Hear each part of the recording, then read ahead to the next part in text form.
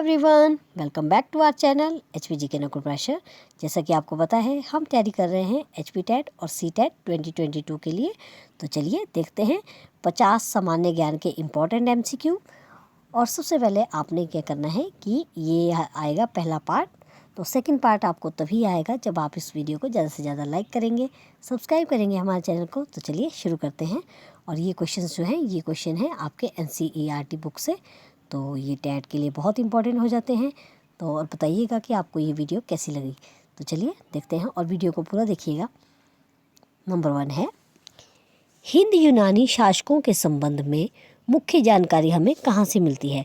तो हिंद यूनानी शासकों के बारे में हमें जानकारी मिलती है सिक्कों से। तो सही आंसर आ जाएगा सिक्के। नेक्स्ट क्वेश्चन है, ऋग्वैदिक कालीन सर्वप्रमुख देवता कौन थे। तो सही आंसर आ जाएगा, ये थे इंद्र। ऋग्वैदिक काल के प्रमुख देवता कौन थे? इंद्रदेव। नेक्स्ट है, कठोर चट्टानों के साथ साथ मुलायम चट्टानों के भी उपकरणों का निर्माण किस काल में होने लगा था।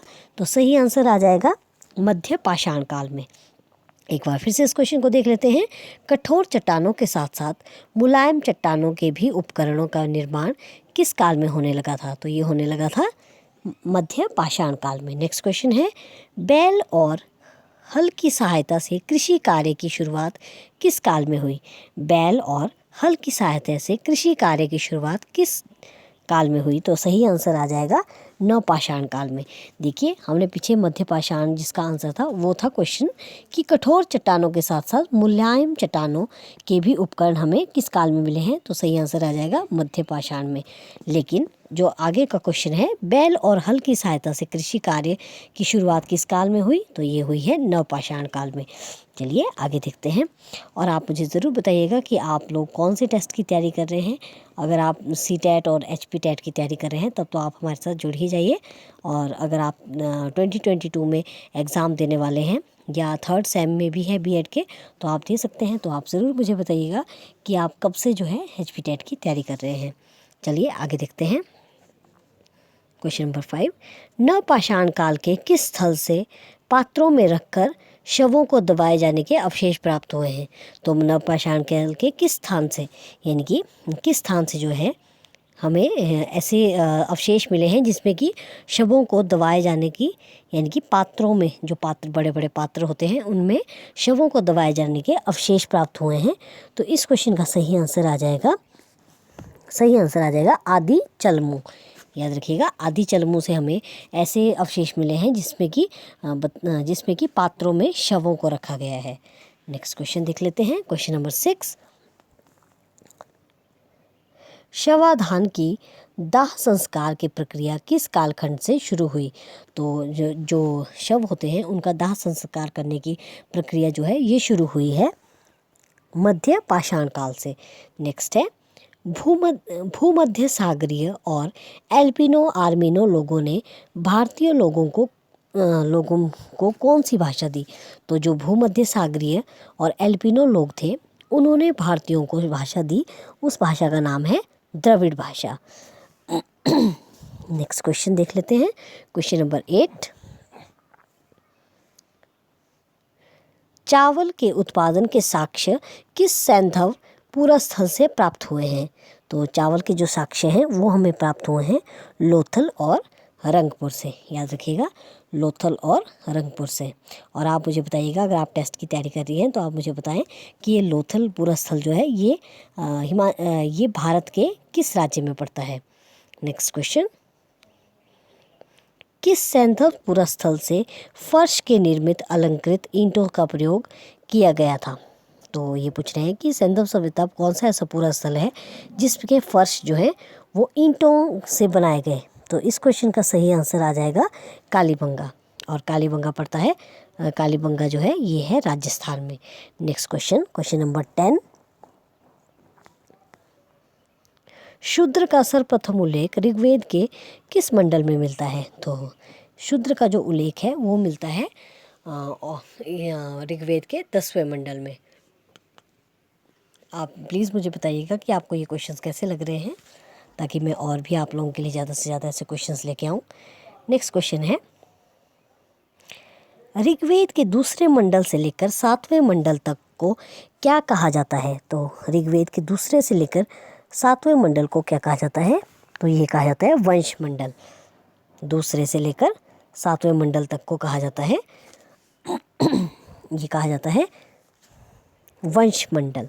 नेक्स्ट क्वेश्चन है, आजीवन अविवाहित रहने वाली कन्याओं को वैदिक काल में क्या कहा जाता था?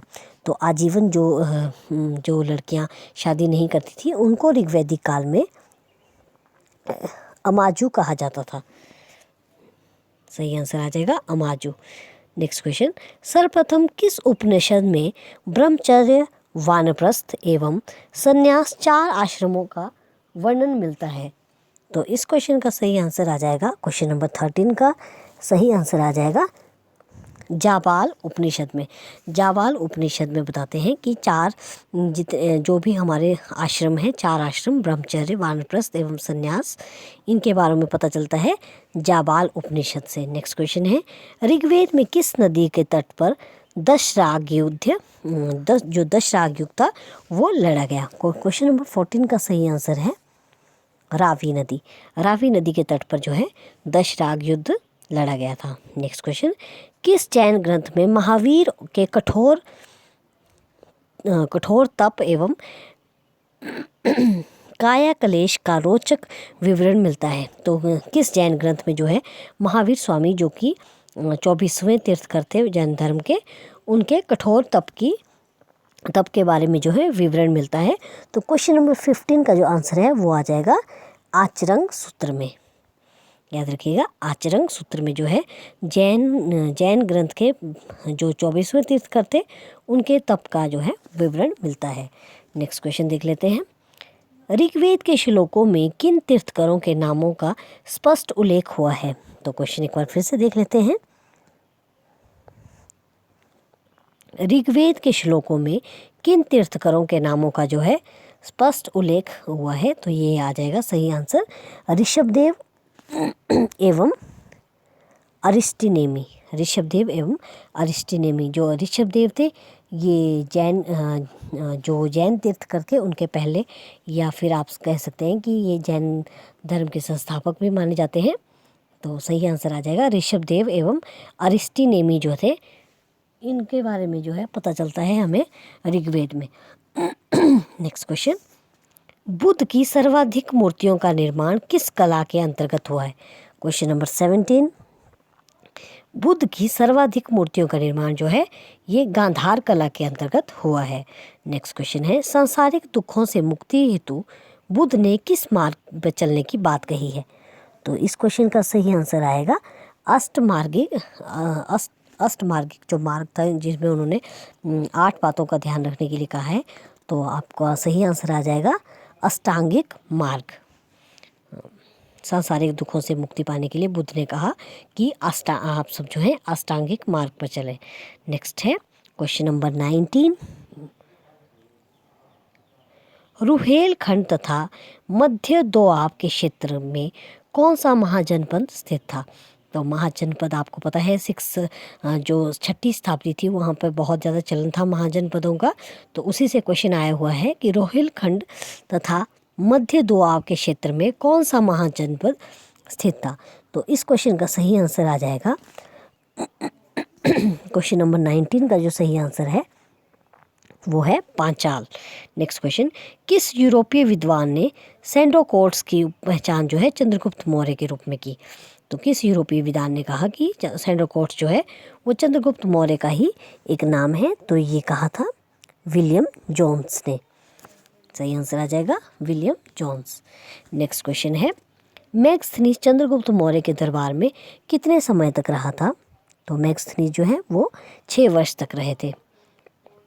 और मैगस्थनीज ने जो कुछ पुस्तक लिखी है, अगर आपको उसका नाम पता है तो प्लीज़ कमेंट बॉक्स में ज़रूर बताएं।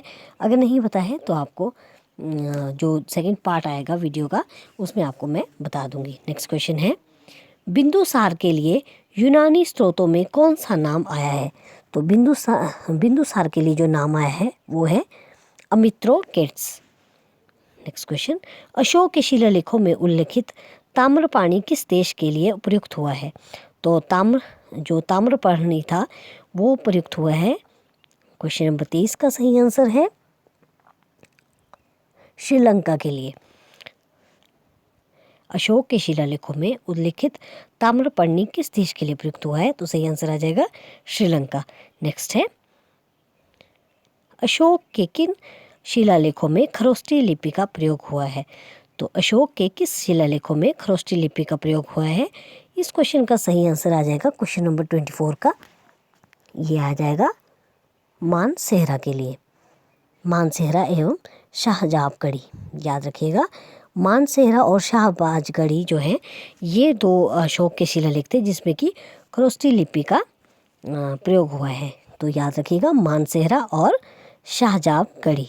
नेक्स्ट क्वेश्चन, जो कि आज का लास्ट क्वेश्चन रहेगा, और इसके बाद इसी का ही पार्ट 2 आएगा जिसमें हम 26 से लेकर 50 क्वेश्चन तक जो है डिस्कस करेंगे। नेक्स्ट आज का लास्ट क्वेश्चन है, 2 पतवारों वाले जहाज का चित्र किस शासक के सिक्कों पर मिलता है?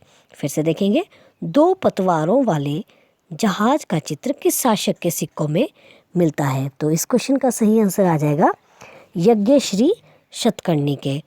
शतकर्णी के जो सिक्के थे उसमें हमें 2 पतवारों वाले जहाज का चित्र अंकित हुआ मिलता है।